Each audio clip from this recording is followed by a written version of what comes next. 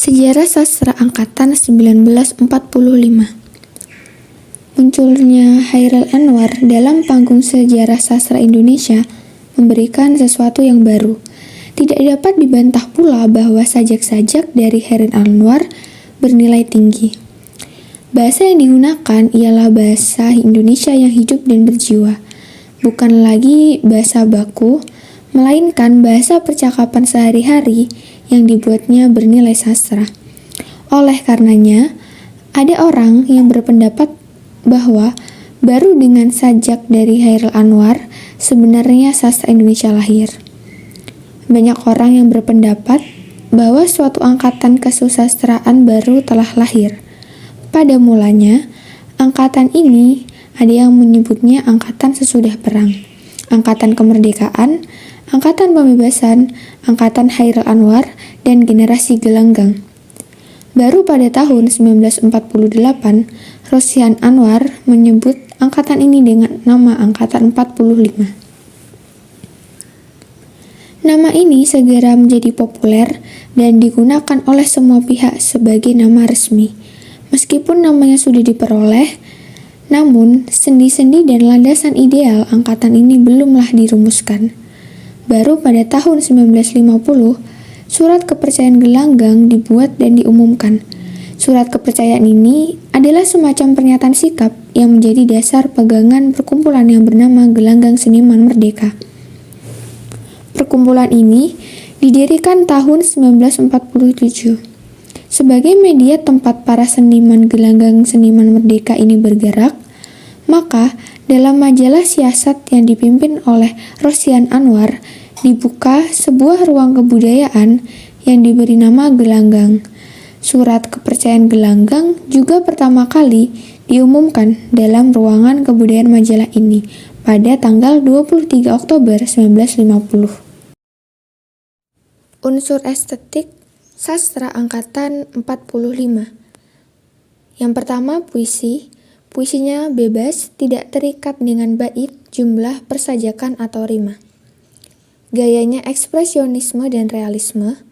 Pemilihan kata atau diksi mencerminkan pengalaman batin dan menggunakan kosakata bahasa sehari-hari yang sesuai dengan aliran realisme, serta menggunakan gaya bahasa yang ironi dan menonjol. Yang kedua adalah prosa.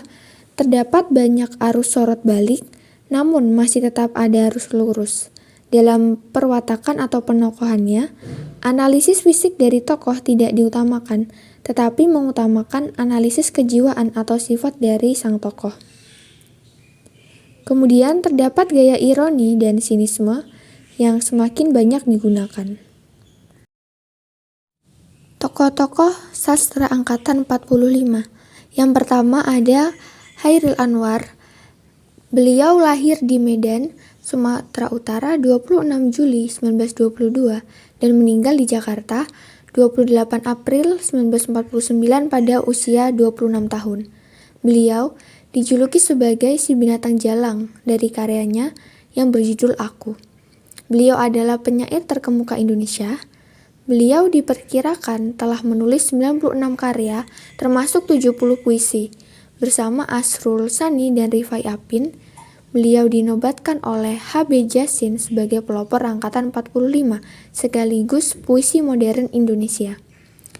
Karya-karyanya pada angkatan 45 yaitu Deru Campur Debu tahun 1949, Kerikil Tajam dan Yang Terampas dan Yang Putus tahun 1949, serta Tiga Menguak Takdir 1950 dengan Asrul Sani dan Rifai Apin.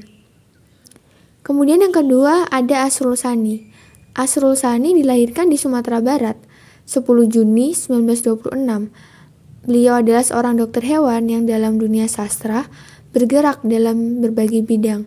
Ia banyak menulis esai, cerpen, puisi, kritik, terjemahan, juga menyutradarai pementasan drama dan membuat film. Bersama Chairil Anwar, ia pernah menjadi redaktur majalah Gema Suasana yang kemudian berubah menjadi Gema. Kemudian bersama Chairil Anwar, Rifai Apin, Rosihan Anwar, dan lainnya menjadi redaktur Ruangan Kebudayaan Gelanggang dalam majalah siasat. Dan yang terakhir, beliau memimpin majalah kebudayaan yang bernama Gelanggang juga, tetapi hanya terbit beberapa nomor saja.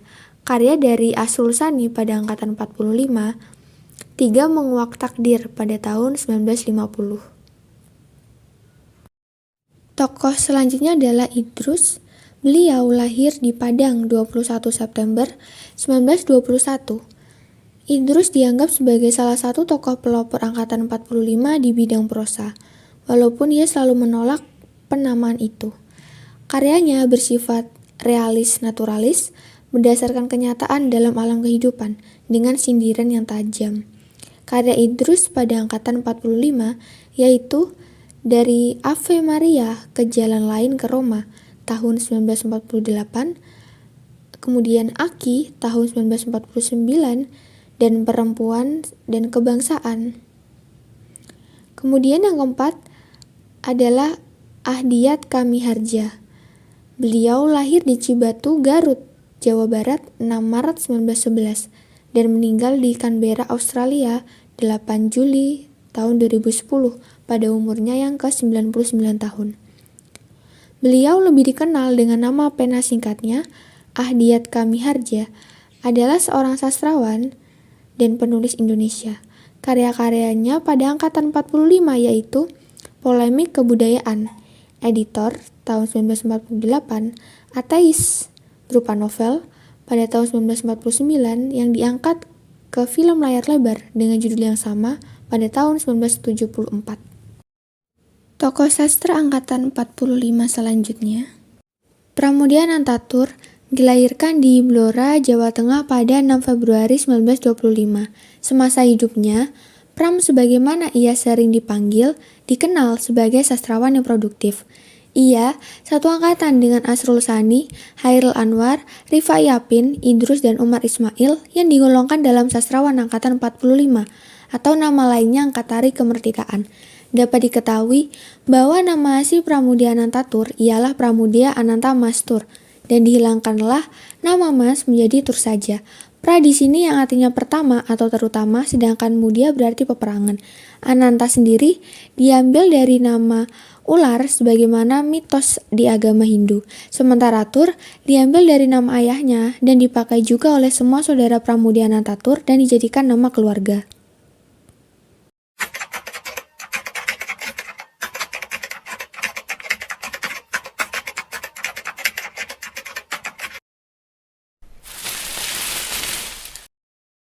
Buku Perawan dalam Cengkraman Militer menceritakan atau memberi informasi tentang pengalaman yang didapat Pram dan teman-temannya selama di Pulau Buru mengenai perawan remaja Indonesia yang ditindas, dilemahkan, dihancurkan cita-cita dan harapannya, dibuang keberadaannya oleh militer Jepang pada pendudukannya di Indonesia ketika Perang Dunia Kedua.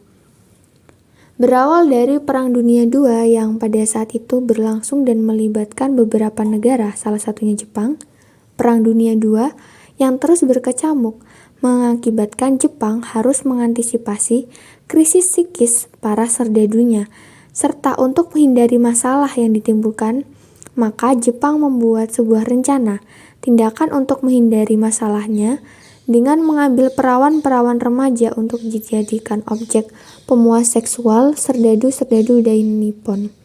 Jepang saat itu menjanjikan untuk menyekolahkan pemudi-pemudi bangsa ini ke Tokyo dan Singapura, agar ketika bangsa ini merdeka, para kaum muda dapat memimpin dan menjalankan negara dengan baik.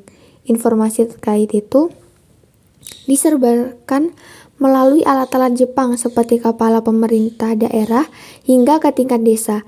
Informasi menyebar secara luas dan cepat secara mulut ke mulut, hingga kontrol akan kebenaran berita itu tidak ada. Jepang berhasil dalam melakukan propagandanya. Ia mendapatkan perawan-perawan remaja yang penuh dengan semangat belajar di negeri orang dengan harapan sekembalinya ke tempat asal dapat memimpin negeri ini. Tidak ada hal yang lebih menyakitkan selain dibohongi. Atas tindakan tersebut dapat mengakibatkan efek yang sangat fatal. Perawan remaja pada masa pendudukan Jepang sebagaimana digambarkan keadaannya oleh Pramudia Anantatur dalam buku ini sangatlah ironi. Mereka diiming-imingi dengan mimpi yang tak pernah terwujud, bahkan menjadi suatu penderitaan yang menjadi cerita hidup mereka. Mimpi untuk disekolahkan oleh Jepang nyatanya tidak pernah terwujud, malahan mimpi tersebut berganti dengan mimpi-mimpi buruk yang tidak akan pernah dilupakan. Mereka, perawan remaja, dijadikan sebagai budak seks, objek pemenuh nafsu serdadu Jepang yang stres dalam perang. Membayangkannya pun sungguh menjadi sesuatu bayangan yang sangatlah buruk.